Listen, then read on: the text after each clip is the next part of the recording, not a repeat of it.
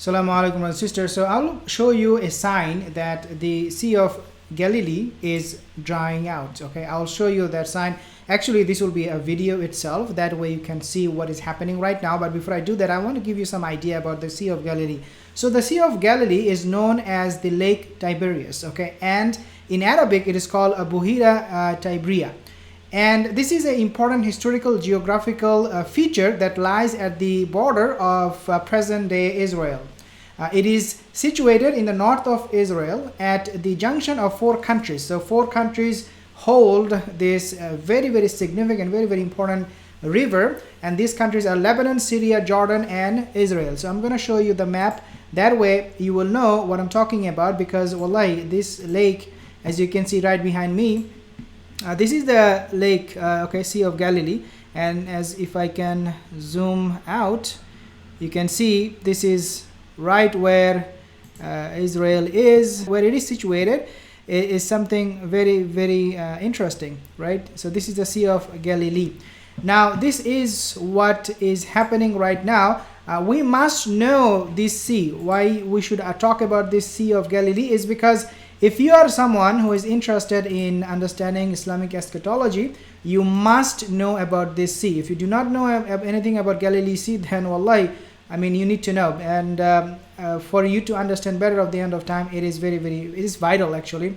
It is the topic of utmost relevance today because it has a special significance in Islamic eschatology. According to Islamic traditions, the lake itself is a sign that holds the clue to the end of time. There are two reasons for this, okay? Why Sea of Galilee is so important? There are two reasons. Number one, dear my sisters, Yajuj and Majuj will drink from this sea.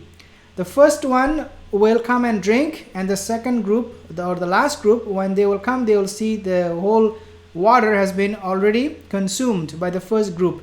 This is how thirsty they will be, and this is how much consumption that Yajuj and Majuj will do from whatever they find. Pretty much, whatever comes on their path, they will just consume all of it. They don't care about anything, about anyone. They do not need permission. They're very arrogant people. The first tradition said that when the forces of Yajuj and Majuj, who are Homo sapiens, a lot of people say who are Yajuj and Majuj, or Gog and Magog, they're Homo sapiens, they're children of Adam, will arrive at the lake will be completely dried by the first group. We also know the hadith, dear my sisters, Rasulullah said, وَالَّذِي نَفْسِ بِيَدِي, the one who has my soul in his hand, he said then, Inna Yajuja Ma'juja Tawabbatul Ard La Tasmanu Wa Tashkaru Shakaran Min Luhumihim, means that the beast from the earth, Dabbatul Ard, they will feed on the flesh of Yajuj and Majuj, and they will grow fat.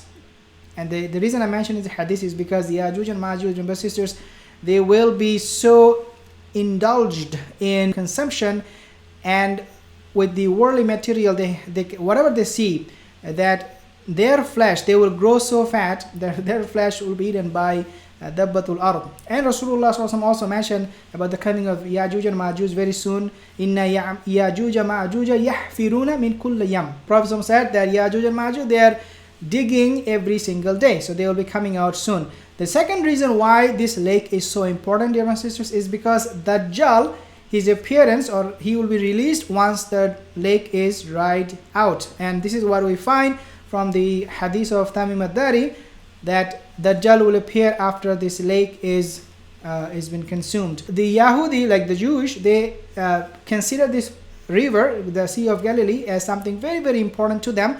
But before I show you or tell you more about the Yahudi, I want to show you this video, because inshallah this video will give you a very good clue as to what is happening. Let's take a look. This is the situation. Okay, this is the lake, Sea of Galilee, as you can see right on the screen, and you can see they're drying out. Not a lot of water left.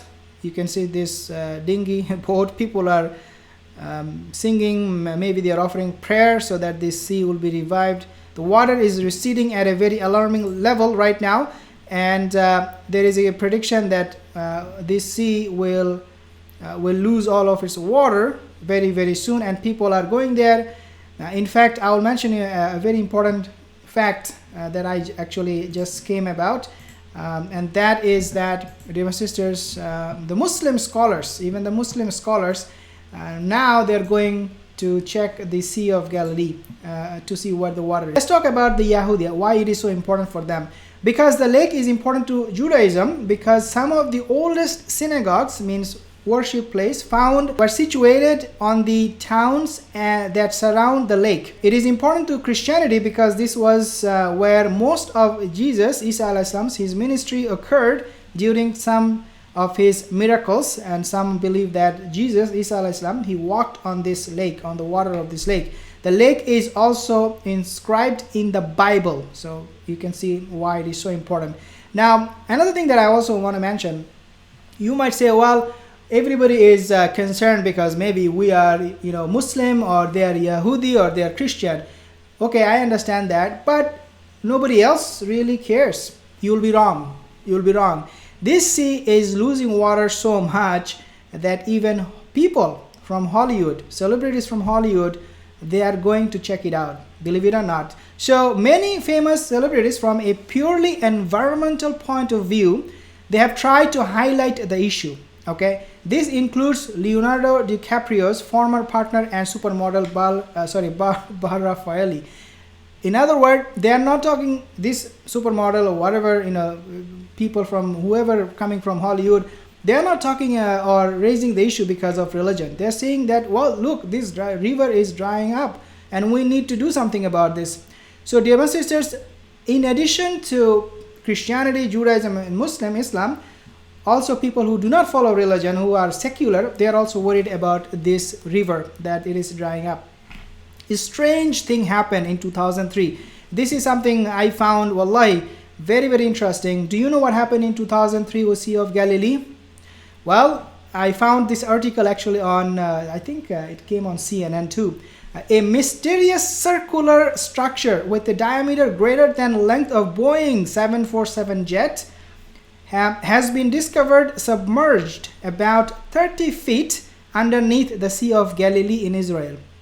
We do not know where this statue came from, but it is believed that this statue was built long time ago and then it was placed under the sea. Maybe they wanted to offer some kind of prayer or put the statue there so that the sea will not dry out. And the reason for that would be, obviously, they want to see the water be there, because this is a venerated river for the Judaism, for the Yahudi, for the Christian, right? So it makes sense if somebody will put a statue there as an offer of sacrifice or prayer. I do not know all of these things that they do. Scientists first made the discovery by accident in 2003. Okay, this is a statue, using sonar to survey the bottom of the lake, but published their findings only recently. So we only came to know about this statue only recently. The reason we want to talk about this sea is, again, this is a sea that will hold a lot of clues. We talk about the end of time. We talk about the coming of Jesus, Isa alayhi salam. This is why you will see the title on my video, Jesus, Antichrist. A lot of these events, the coming of the Mahdi, the Malhama. In fact, the Malhama will occur once we see this river is dried out. And it makes sense because, wallahi, when you have scarcity in water, in rivers, and these rivers are very, very important. They need water. People need water. People need these rivers to survive. We see Euphrates River, the Furat River we talk about. Once they dry out, obviously it will create a lot of facade, a chaotic situation, because number one reason for that would be some people will still, they depend on their survival. Their survival depends on this river. And secondly, if these rivers are drying out, then Judaism, Christianity, for some whatever reason, they will freak out, most likely, because they're waiting for the Messiah to come. They're waiting for the Ad-Dajjal to come, and then all of a sudden the river is gone, but they're not here. So they will be confused, and they might even start a war, saying that, hey, Muslims, you guys are bad. You guys, dried or drained the water out of this lake. They might, accuse the Muslims for the demise of this lake. That is a possibility. Some, extreme Christian or Judaism, they might come up with some accusation. And the Muslims will also get confused, like why this river is not there, what is happening, why the Dajjal is. So there are many many confusion will take place if this river is drying out at the rate it is right now. But at the end of the day, as believers, as Muslims, we all know that the end of time will really happen when Allah Azza wa Jal wants it to happen. If you see river is drying out, doesn't really mean anything in the sense that nothing will tell us exactly when the end of time will take place, right? Yeah, you can make some assumptions, that's fine, but saying that, well, if the river is gone, the water is gone, then there will be malhama is really not sensible to say, the least. So this is something I want to share with you, the Sea of Galilee. Nevertheless, it is drying out. It is something we need to pay attention to, and this is the video that I showed you is the biggest sign, wallahi, to show us that the end of time is near. And I mentioned in my other video, we are actually living in the end of time. Like this video, subscribe to the channel. Inshallah, I'll see you soon. Assalamu alaikum wa rahmatullahi wa barakatuh.